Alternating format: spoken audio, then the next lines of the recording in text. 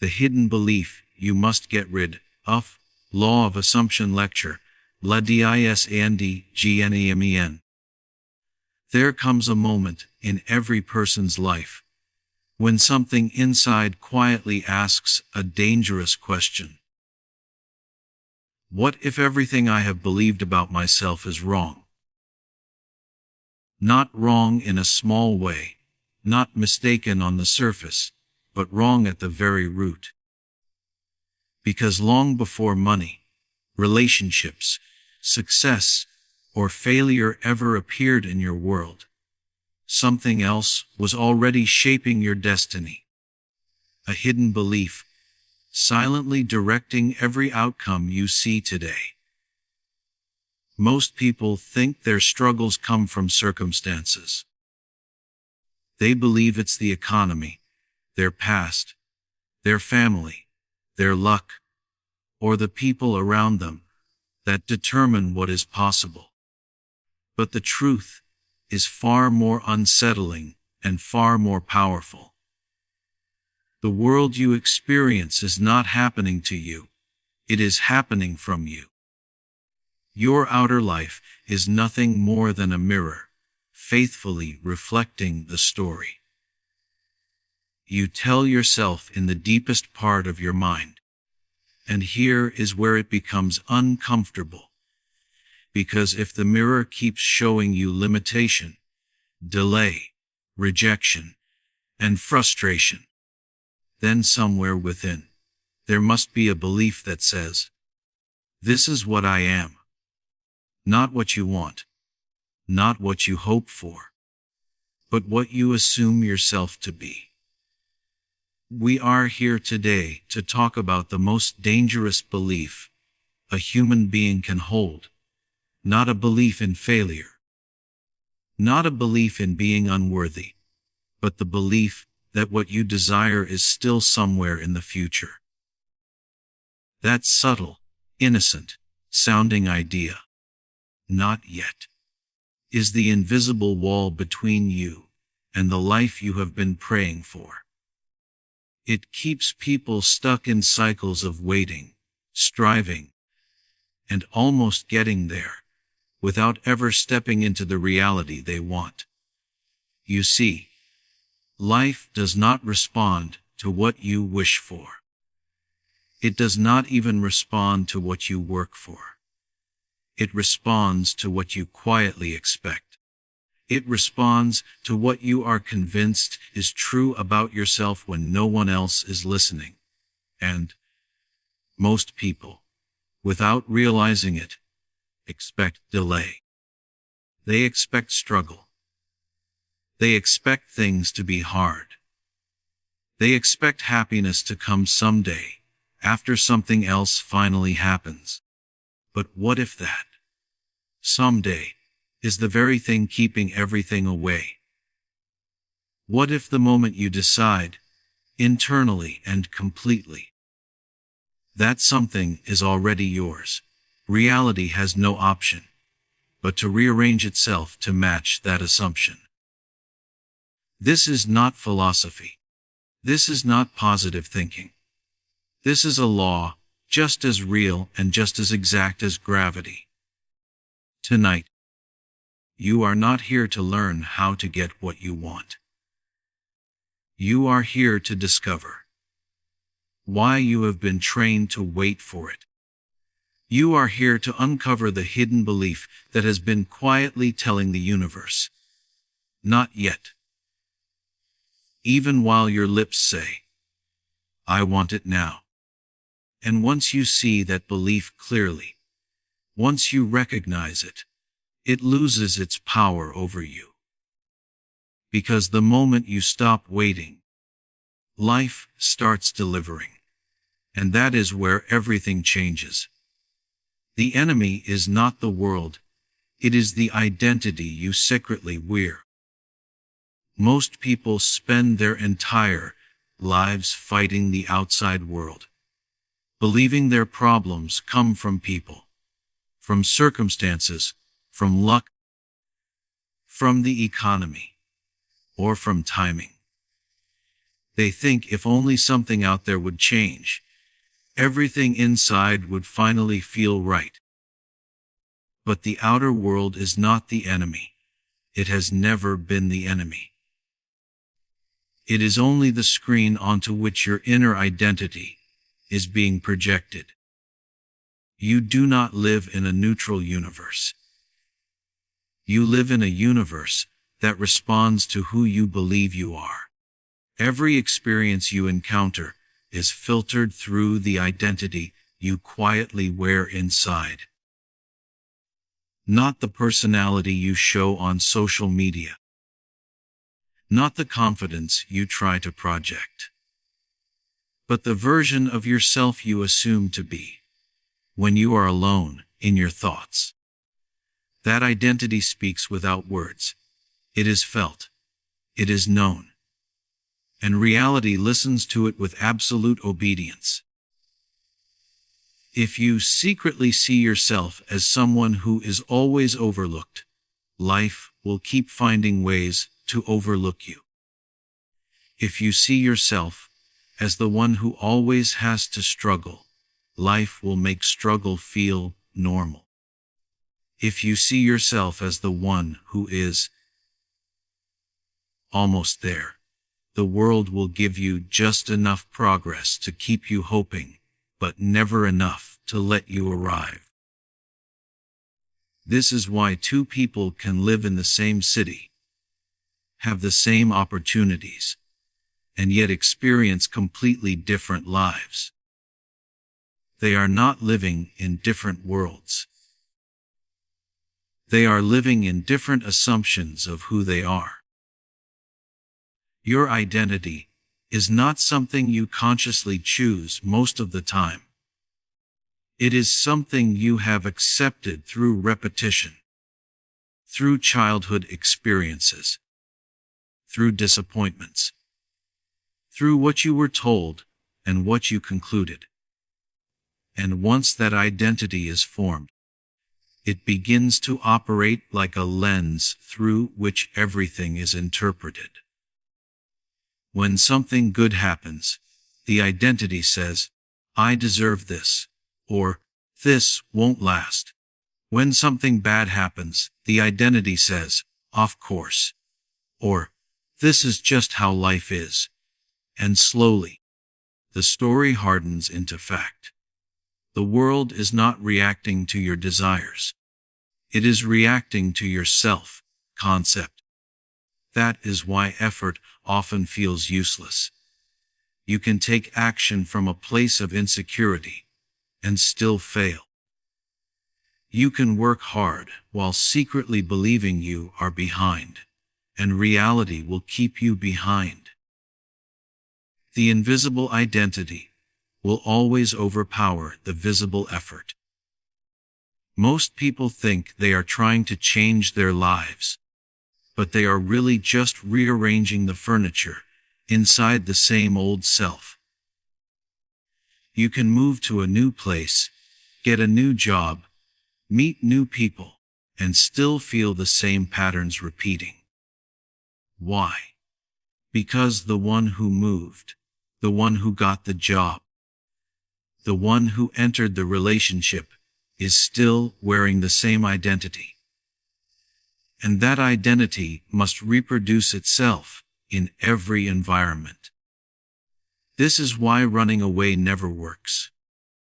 You cannot escape yourself.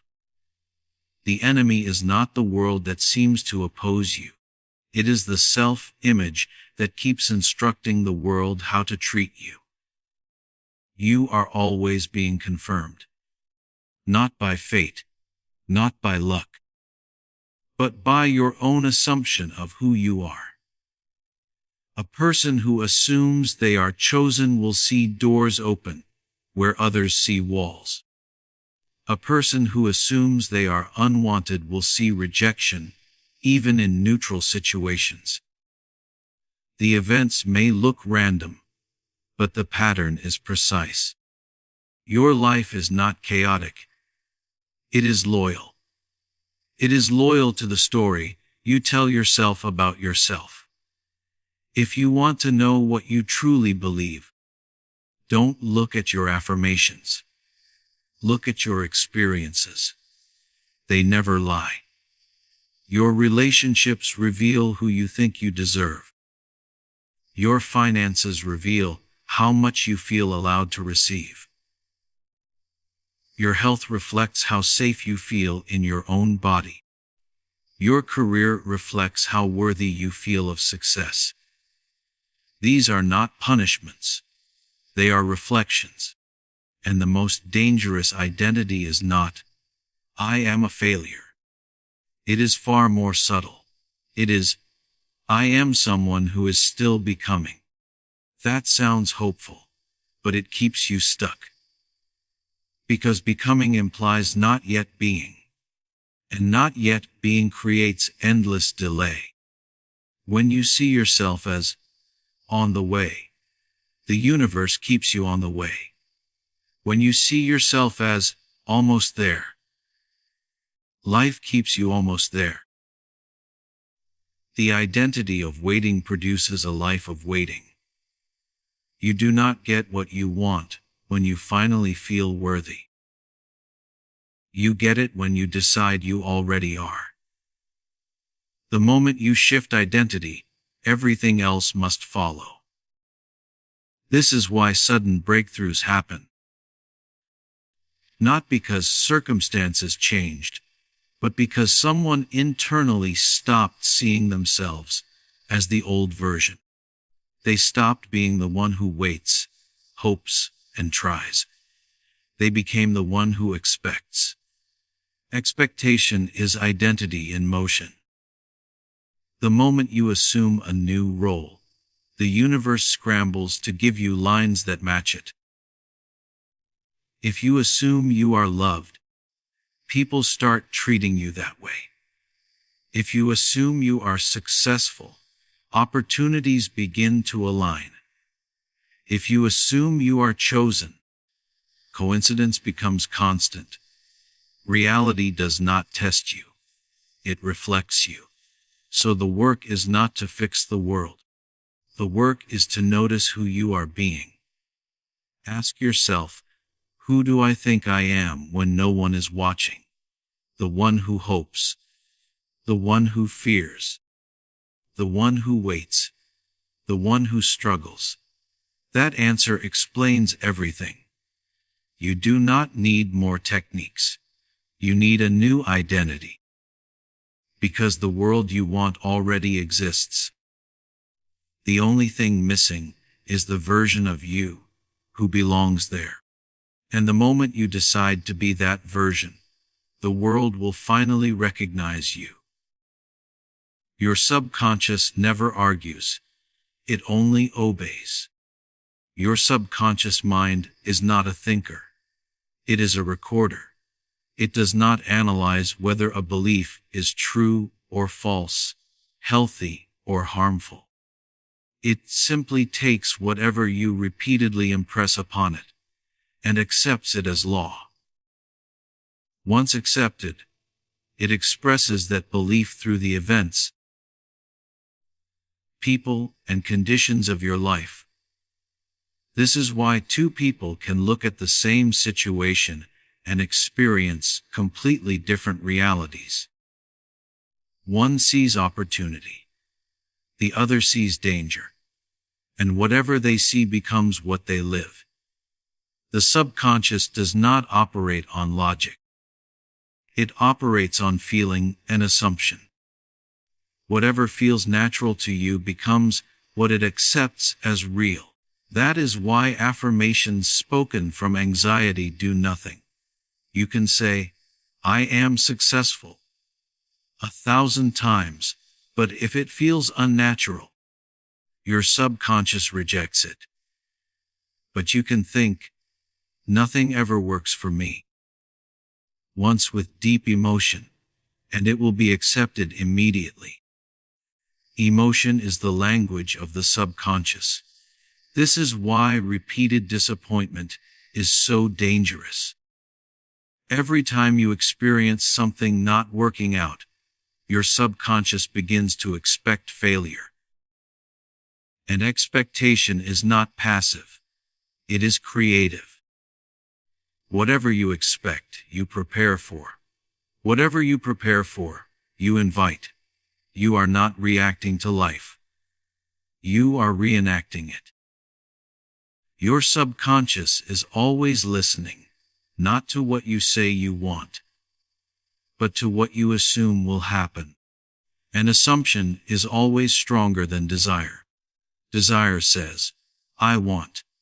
Assumption says, this is how it is. The subconscious always obeys the assumption. If you assume people leave, they will. If you assume money is hard to keep, it will disappear. If you assume good things don't last, they won't. Not because life is cruel, but because your inner program demands consistency. The subconscious's job is not to make you happy. It is to keep your self-concept intact. It will sacrifice opportunities, relationships, and miracles just to preserve the identity you hold. If you see yourself as someone who is unlucky, it will arrange events to confirm that. If you see yourself as someone who is overlooked, it will make sure you are overlooked. It does this with perfect loyalty. You are never being punished. You are being obeyed. This is why willpower doesn't work. You can consciously want change. But if the subconscious is programmed for the old story, it will quietly sabotage every attempt. You might get close to a breakthrough. Then something happens that puts you right back where you started. That is not bad luck. That is your subconscious protecting the familiar. The familiar feels safe, even when it is painful. Your subconscious does not care if a belief hurts you. It only cares that it is familiar. That is why people stay in toxic relationships, repeat financial mistakes, or keep sabotaging their own success. The subconscious is not against you. It is loyal to the story it has been told. So how was it told?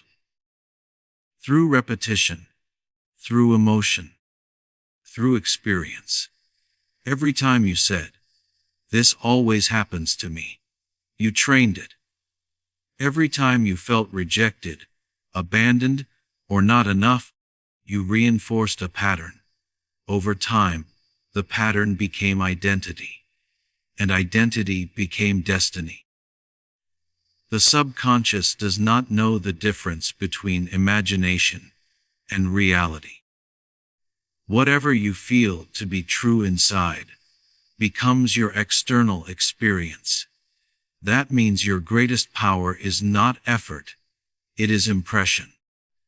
When you imagine yourself as successful and feel it as natural, the subconscious accepts it. When you imagine yourself loved and feel it as normal, the subconscious accepts it.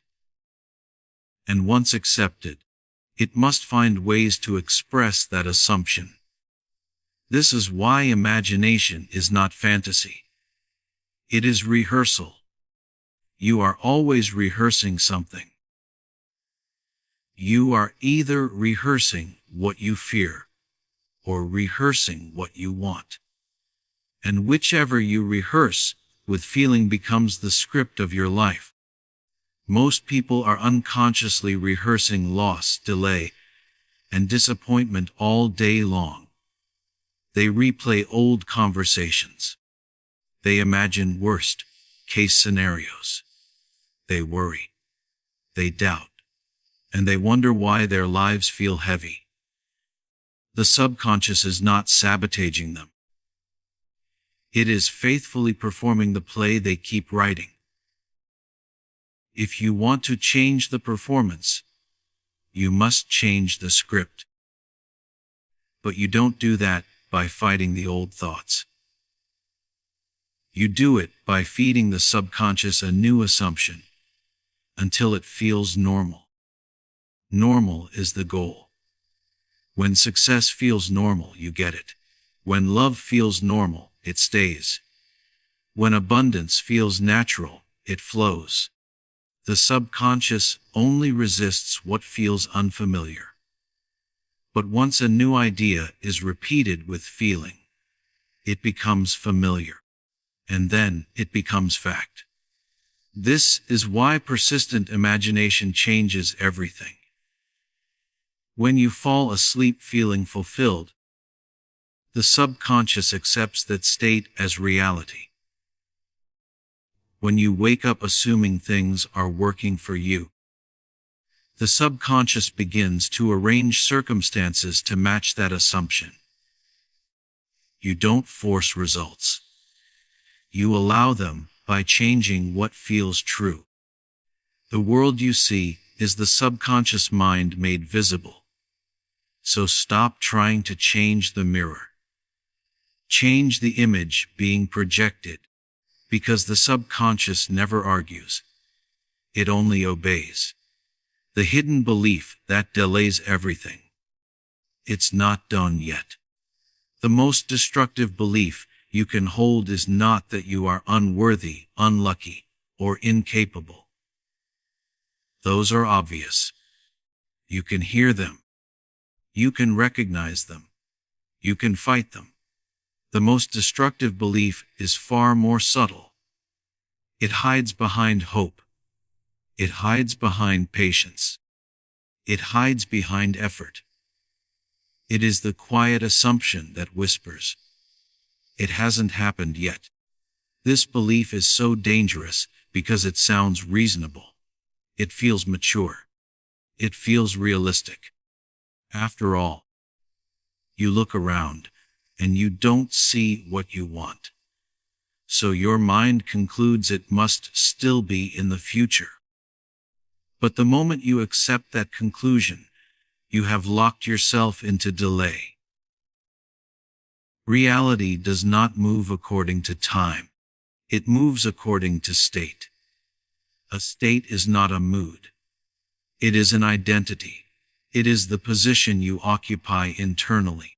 And when you occupy the state of not yet, you must experience not yet. In the outer world, people think waiting is harmless. They think they are being patient. But patience, when it is rooted in lack, is actually resistance. You are telling life, "I am the one who does not have," and life must reflect that back to you. Every time you think, "Why isn't it here yet?" you are not asking a question. You are making a declaration. You are declaring that absence is your reality. And reality is very obedient. This is why so many people feel stuck. They are not blocked. They are loyal to the assumption of waiting. They wake up waiting. They go to bed waiting. They talk about what they want, as if it is on its way, instead of already theirs. And as long as something is on its way, it is not here. The state of coming never becomes arrived. Desire is not meant to be a permanent experience. Desire is meant to be a doorway. The moment you want something, you are being invited to assume that it is already done. But most people never walk through the door. They stand in front of it, wishing, hoping, and affirming from the side of lack. They say things like, "I am manifesting," which is another way of saying, "I don't have it." You cannot manifest what you are already being. You can only manifest what you are not. That is why the moment you shift into the state of having, manifestation ends, because it is no longer needed. The desire dissolves, not because you gave up, but because you accepted. Acceptance is the end of waiting. The mind hates this. The ego resists it. Because the ego wants proof. It wants evidence. It wants to see before it believes. But the law works in the opposite direction. You must believe before you see. You must assume before it appears. The hidden belief that keeps people trapped is the idea that something outside of them must change first. That a person must call. That money must arrive. That circumstances must improve. Only then, they think, will they be allowed to feel secure, loved, or fulfilled. But that order is backwards. The outer world is the echo. The inner state is the voice. If you keep speaking the language of not yet, the echo will keep returning. Not yet. When you assume something is already done, you are not lying to yourself. You are stepping into a new identity. You are no longer the one who wants. You are the one who has. And the world must reorganize around that. This is why people who suddenly decide, I'm done struggling, often experience instant changes. Not because circumstances magically fixed themselves, but because the identity shifted. They stopped being the version of themselves who waits for permission. The belief, it's not done yet, is sneaky because it disguises itself as realism. But it is actually the greatest form of unbelief.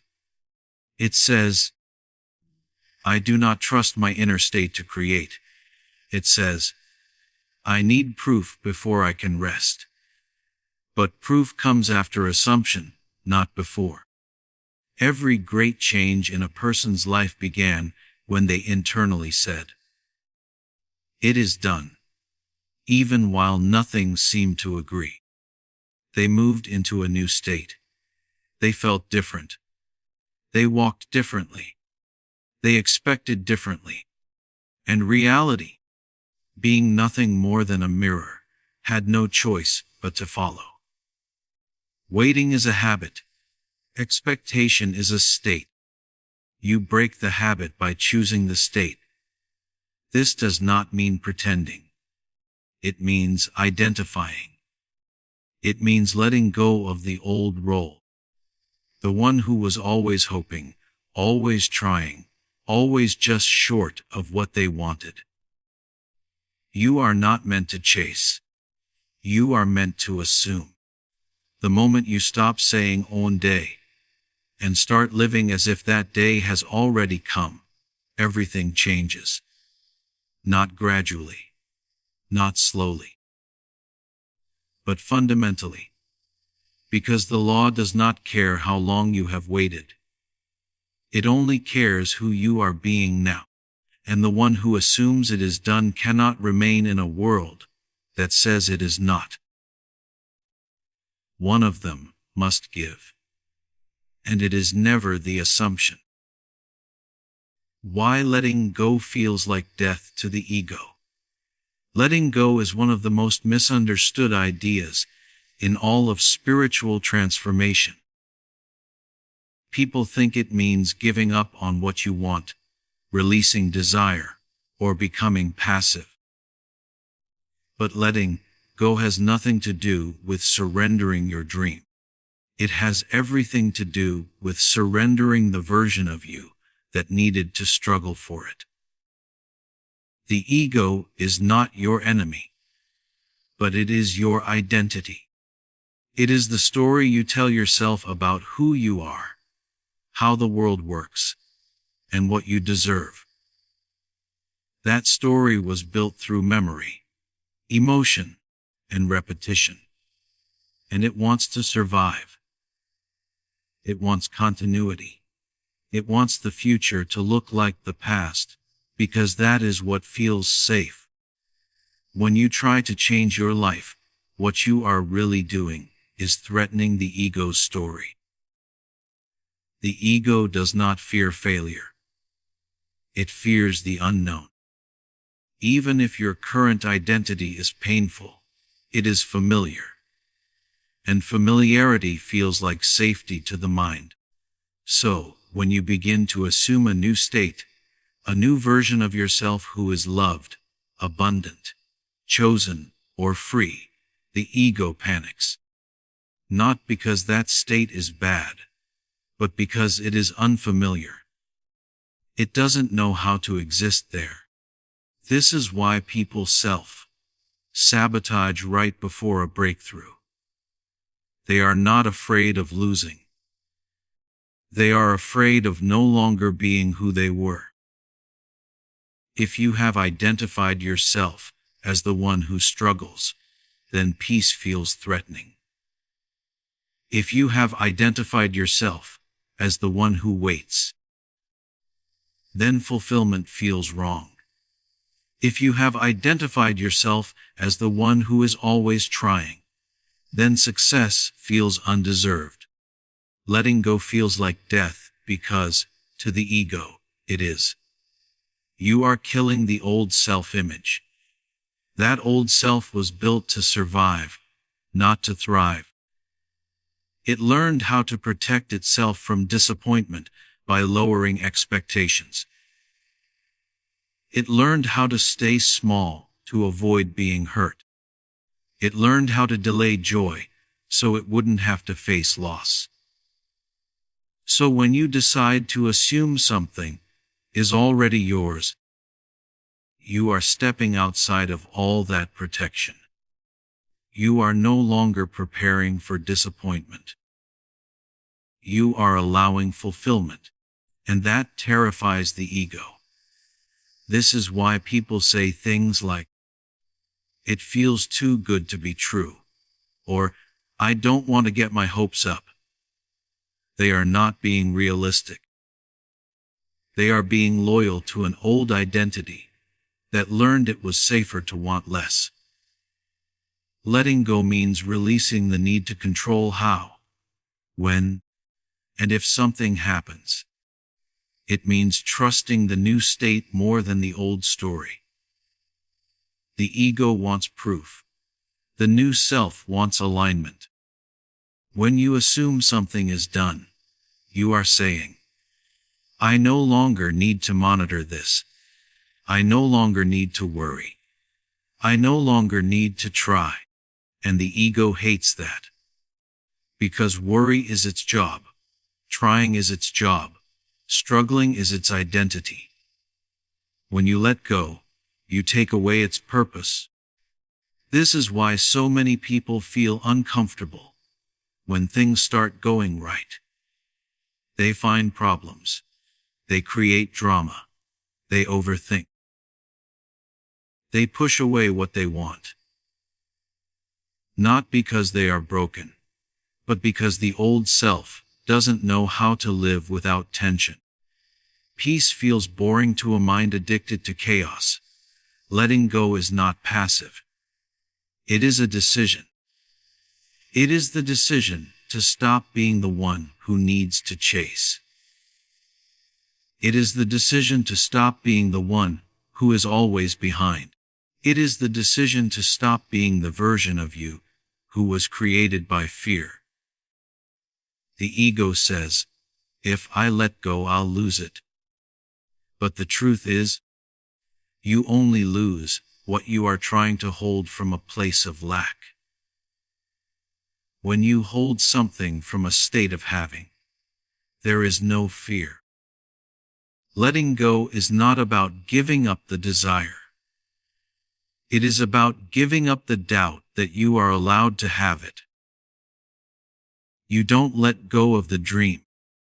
You let go of the identity that thinks it is separate from the dream. That is why true letting go brings peace, not emptiness. It feels like death at first, because the old version of you is dissolving. But what remains is the one who does not need to chase, prove, or beg. The one who simply knows. And when you become that one, reality must follow. Because the ego was never in charge. The state always was. Assuming the end is the only way reality moves. Everything you have ever experienced was first an assumption. Before it became a conversation, a relationship, a success, or a disappointment, it was a quiet expectation inside you. You did not notice it forming, but it was there, shaping what you allowed yourself to receive and what you unconsciously pushed away. The world you live in is not reacting to your effort. It is responding to your state. And a state is simply what you believe to be true about yourself right now. Most people think they must do something to get what they want. But doing is always secondary. Being comes first. The law that governs creation is simple: what you assume to be true becomes what you experience. To assume the end means to live from the position of already having what you desire. Not pretending, not hoping, not wishing, but identifying as the one for whom it is normal. Normal is the key. When something feels normal, there is no resistance. When it feels strange, the subconscious rejects it.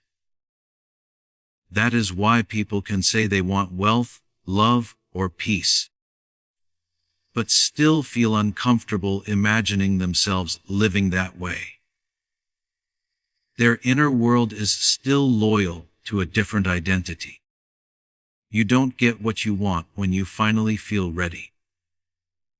You get it when you decide it is natural. Assuming the end is not an act. It is a shift. It is the moment you stop asking, "How will it happen?" and start saying, "Of course it did." The moment you occupy that state, the mind becomes quiet. There is no more chasing, no more trying, no more effort to convince. There is only a subtle knowing that things are working out. And that knowing is powerful. The universe does not need your struggle. It only needs your consent to be the version of you who has. When you assume the end, you stop monitoring reality for signs. You stop asking people for validation. You stop wondering if it's coming. Those behaviors belong to the one who does not have. And you are no longer that one. This is why things often show up when you least expect them. It's not because you forgot. It's because you stopped waiting. You moved into the state of having, and waiting became unnecessary. Waiting is a state. Having is a state. Only one can exist at a time. When you assume the end, you don't deny what you see. You simply stop using it as your authority. The outer world is always the past. It is the result of old assumptions. If you let it decide how you feel, you will always be behind. The inner world is the future. When you feel fulfilled before anything changes, you are stepping into the creative position. You are no longer reacting. You are selecting. Assuming the end means you decide who you are now, not who you will be later. You decide, "I am loved." You decide, "I am successful." You decide, "I am chosen." And then you live from that decision. Not by forcing behavior, but by letting it become your natural posture. The way you speak changes. The way you walk changes. The way you think changes. The way you react changes. And reality responds to that change instantly, even if it takes time to fully materialize. You don't need to control how it happens. The state contains the path. When you become the one who has, you automatically take the actions, notice the opportunities, and attract the people that match that identity. This is why visualization works when it is done correctly. You are not imagining to make it happen. You are imagining to become the one it happened to. Once that happens, the desire dissolves. You no longer feel the ache of wanting. You feel the calm of knowing. And calm is the signal that the assumption has been accepted. The subconscious always knows when something is done. It relaxes. It stops searching. It stops worrying. That is the moment reality begins to move. You don't have to check if it's working. You don't have to repeat affirmations all day. You don't have to look for proof. Those are behaviors of the one who is still waiting. The one who has is at ease. When you are at ease, you are in the state of the fulfilled desire, and that state must express itself. This is not magic. It is identity. You cannot remain the version of yourself who assumes the end and live in a world that contradicts it. One of them will shift. And it is never the assumption. The world always follows the state. So the only question that matters is not, when will it happen? It is, who am I being right now? Because that is what you are manifesting.